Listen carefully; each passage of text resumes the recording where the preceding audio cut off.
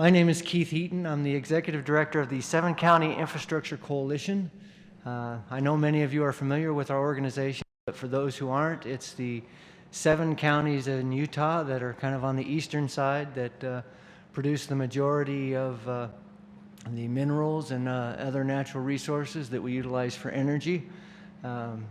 We came together about 10 years ago, realizing that we could accomplish more if we worked together rather than work against each other, and we've been doing some amazing things. Our biggest project, and by far the most important to date, has been the Uinta Basin Railway project that's taken the collective efforts of a lot of people, and I'm so appreciative to the 7 County Board of Directors for their insightfulness, their vision, and their ongoing support through what at times is a challenging task. Also appreciate all of Utah leadership within the state, the governor, the legislature, the various agencies, local officials. From top to bottom, Utah leadership has supported what the coalition is doing and the Uinta Basin Railroad, and we wouldn't be to the point that we're at without their support.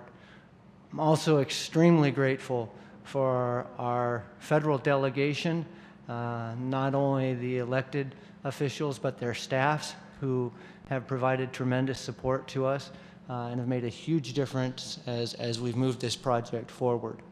I was asked to just give a very brief update to kind of kick off this conference.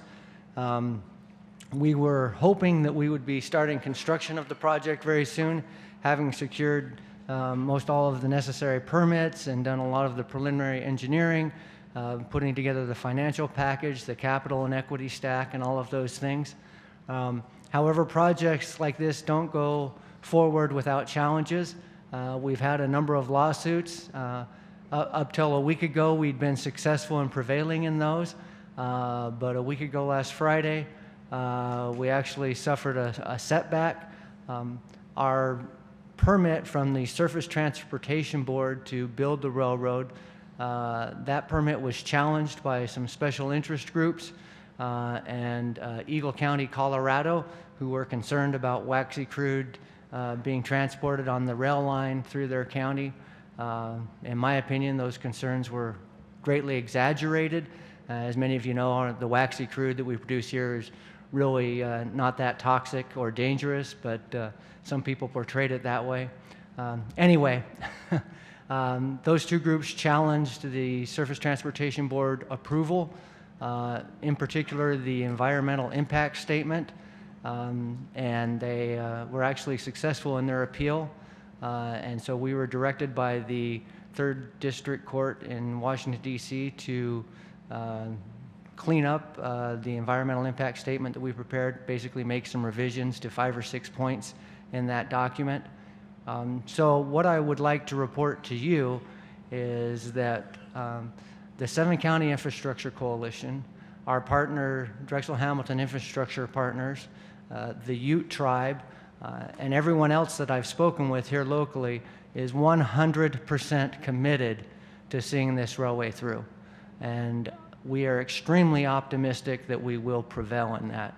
We have a number of options to move this forward, and I'll just quickly describe those. I don't want to take up too much time. But first of all is we can certainly comply with the circuit court and update that EIS, address those items. The information we have today versus the information we had 5 years ago when we started this process is far superior and very favorable to the project moving forward. So that is nothing more than a speed bump on the highway to getting this built. Another option we have is to appeal the court's decision. There were 3 judges that made this decision. In my opinion, they're all very liberal leaning and put the environment above the people. Not to criticize them, that's just how they feel about things. The majority of the judges on that panel tend to have the same leanings, we believe, but not all of them. And so we will, in all likelihood, appeal the decision and if nothing else, seek greater clarity on the best way for us to move forward and address their concerns so that we can have a successful project. Also, there is the option of going to the Supreme Court, which kind of took me back a little bit. That sounds so serious, ominous. But the Supreme Court would, I think, be far more favorable to this type of project than the district court is.